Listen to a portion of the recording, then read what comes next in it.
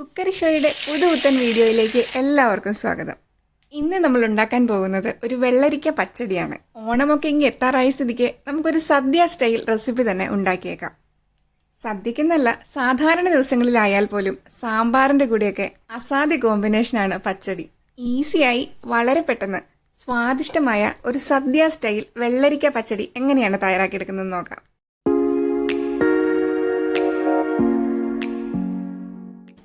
പച്ചടി ഉണ്ടാക്കാനായി ഞാനിവിടെ ഒരു ചെറിയ വെള്ളരിക്ക എടുത്തിട്ടുണ്ട്. ആദ്യം നമുക്കിതിൻ്റെ തൊലിയൊക്കെ ഒന്ന് ചെത്തി കഴുകി വൃത്തിയാക്കി എടുക്കാം. അതിനുശേഷം നമുക്കിതിനെ ചെറിയ ചെറിയ പീസസ് ആയിട്ട് മുറിച്ചെടുക്കണം. ഇതിൻ്റെ നടുഭാഗത്തായിട്ടുള്ള കുരുവൊക്കെ ഒന്ന് മാറ്റിയതിന് ശേഷം ഒരുപാട് വലിപ്പമില്ലാത്ത കൊച്ചു കൊച്ചു ക്യൂബ്സ് ആയിട്ട് മുറിച്ചെടുക്കാം. ഏകദേശം ഈ വലിപ്പത്തിലുള്ള കഷ്ണങ്ങളായിട്ടാണ് ഞാൻ മുറിച്ചെടുത്തിരിക്കുന്നത്. ഇനി നമുക്കിതൊന്ന് വേവിച്ചെടുക്കണം. വേവിച്ചെടുക്കുമ്പോൾ കുക്കറിലോ അല്ലെങ്കിൽ ഇതുപോലെ പാനിലോ വേവിച്ചെടുക്കാവുന്നതാണ്. പെട്ടെന്ന് വെന്ത് കിട്ടുന്നതിനായി കുക്കറിൽ വേവിക്കാനാണെന്നുണ്ടെങ്കിൽ വെള്ളരിക്ക കുക്കറിലേക്കിട്ട് 1/4 കപ്പ് വെള്ളമൊഴിച്ച് ഹൈ ഫ്ലെയിമിൽ ഒരു വിസിൽ കേൾക്കുന്നിടം വരെ വേവിച്ചെടുക്കാവുന്നതാണ്. ഞാനിപ്പോൾ ഇതുപോലെ ഒരു പാനിലേക്കിട്ട് സ്ലോ കുക്ക് ചെയ്തെടുക്കുകയാണ്.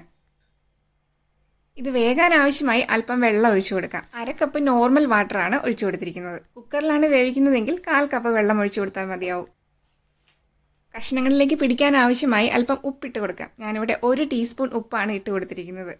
ഉപ്പിട്ട് ജസ്റ്റ് ഒന്ന് ഇളക്കി കൊടുത്തതിന് ശേഷം ഒന്ന് മൂടി വെച്ച് 15 മിനിറ്റ് മീഡിയം ഫ്ലെയിമിൽ വേവിച്ചെടുക്കാം. വെള്ളരിക്ക വെന്ത് വരുന്ന സമയത്ത് നമുക്കിതിലേക്ക് ആവശ്യമായിട്ടുള്ള തൈര് ഒന്ന് വിപ്പ് ചെയ്തെടുക്കാം.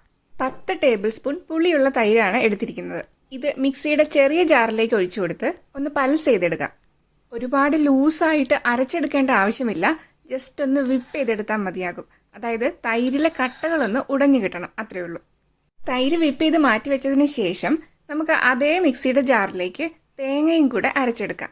ഞാനിവിടെ 1/2 കപ്പ് ചിരകിയ തേങ്ങയാണ് എടുത്തിട്ടുള്ളത്.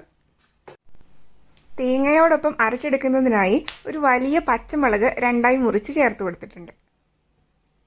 കൂടാതെ അല്പം കറിവേപ്പിലയും കൂടെ ചേർത്ത് കൊടുക്കാം. ഇനി നമുക്കിതിലേക്ക് ആവശ്യമായിട്ടുള്ളത് 1/4 ടീസ്പൂൺ ജീരകമാണ്, ചെറിയ ജീരകം. മാത്രമല്ല പച്ച കടുക് അരച്ച് ചേർക്കുമ്പോഴാണ് പച്ചടിക്ക് തനതായ ടേസ്റ്റ് കിട്ടുന്നത്. 1/2 ടീസ്പൂൺ കടുകാണ് ഇതിലേക്ക് ചേർത്ത് കൊടുത്തിരിക്കുന്നത്.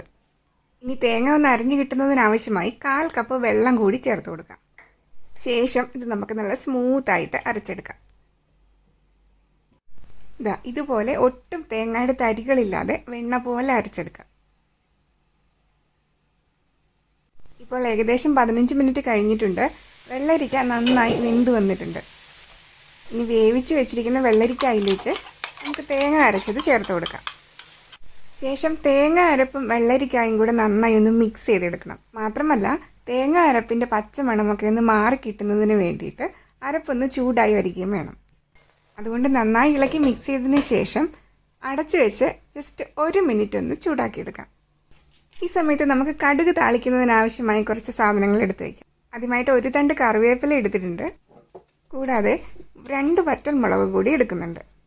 ഈ സമയത്ത് വെള്ളരിക്കായിലേക്ക് അരപ്പ് ചേർത്തത് എന്തായെന്ന് നോക്കാം. അരപ്പിൻ്റെ പച്ചമണമൊക്കെ മാറി വന്നിട്ടുണ്ട്. നമുക്കിതിലേക്ക് വിപ്പ് ചെയ്ത് വെച്ചിരിക്കുന്ന കേട് ചേർത്ത് കൊടുക്കാം.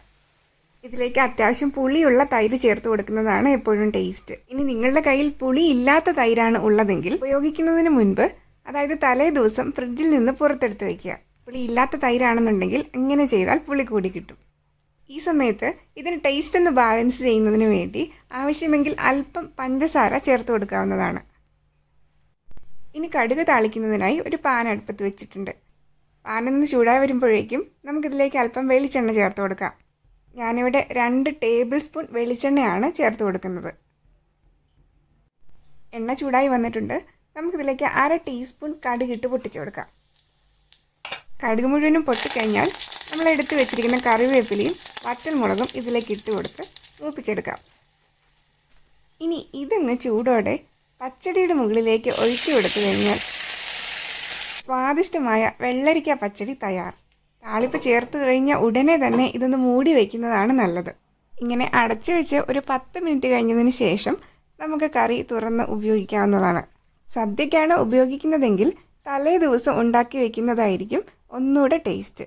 ഏതായാലും സദ്യ സ്റ്റൈൽ വെള്ളരിക്ക പച്ചടിയുടെ റെസിപ്പി എല്ലാവർക്കും ഇഷ്ടപ്പെട്ടു എന്ന് കരുതുന്നു. നിങ്ങളുടെ വിലയേറിയ അഭിപ്രായങ്ങളും നിർദ്ദേശങ്ങളും കമൻസിലൂടെ എന്നെ അറിയിക്കുക. മറ്റൊരു വീഡിയോയുമായി കാണുന്നവരേക്കും എല്ലാവർക്കും നമസ്കാരം. Thanks for watching.